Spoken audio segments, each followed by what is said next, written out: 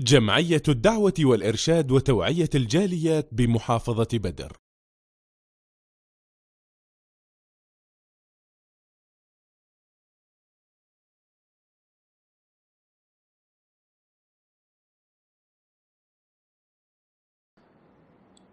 আসসালামু আলাইকুম ওয়া রাহমাতুল্লাহি ওয়া বারাকাতুহু। সুপ্রিয় দর্শক ও শ্রোতামণ্ডলী, বর্তমান পরিস্থিতিতে আমরা যদি বাসায় অবস্থান করি, বাসা আমাদের জন্য জান্নাত। বাসাকে জান্নাতের পর্যায়ে নিয়ে নিতে পারি, কারণ হোম কোয়ারেন্টাইন আর হসপিটালে আইসোলেশনে থাকা, হসপিটালে নিবিড় পরিচর্যায় থাকা বা হসপিটালে অবস্থান করা অনেক পার্থক্য রয়েছে। ওইখানে আপনার স্বাধীনতা না, আর বাসা বাড়িতে আপনার জন্য স্বাধীনতা রয়েছে। সব কিছু আপনি বুক করতে পারতেছেন, সকলের সাথে সাক্ষাৎ করতে পারতেছেন, সব কিছু ব্যবস্থা।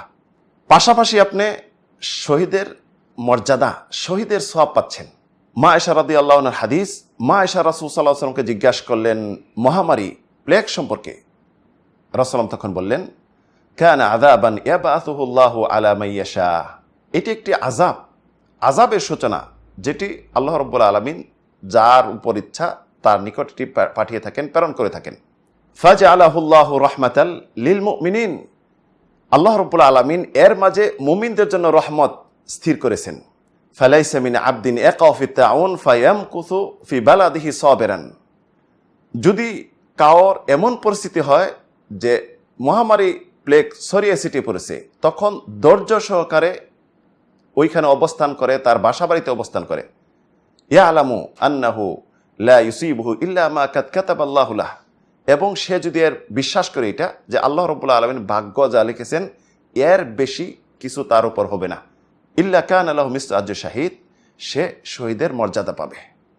দেখেন, বাসায় অবস্থান করবেন, তারপরে শহীদের মর্যাদা পাবেন। ইবনে হাজার আসকালানী রাহিমাহুল্লাহ বলেছেন, মৃত্যু যদি না হয় তাহলে শহীদের মর্যাদা পাবে, আর মৃত্যু হইলে শহীদই মৃত্যু। যার জন্য রাসূল সাল্লাল্লাহু আলাইহি ওয়াসাল্লাম বলছেন যে যদি কোথায় মহামারী হয় সেখানে না যেতে। ইযা সামি'তুম বিহি বিআরদিন ফালা তাখতামু আলাই। যদি তোমরা দেখো কোনো জায়গায় মহামারী ছড়িয়ে ছিটিয়ে পড়ছে, সেখানে তোমরা যাবে না। ওয়া ইযা ওয়াকা বিতাউন ওয়া আনতুম বিহা ফালা তাখরুজু ফিরারা মিন।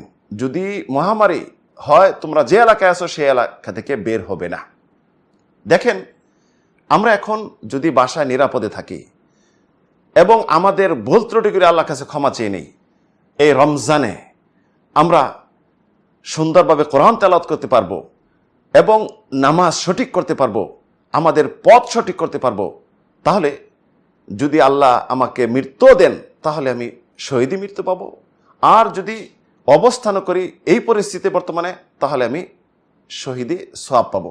আসুন আমরা এই দিনগুলিতে, এই পরিস্থিতিতে বাসা বাড়ি অবস্থান করি এবং শহীদের মর্যাদা অর্জন করি। আল্লাহ তৌফিক দান করুন। আমিন। আল্লাহুম্মা।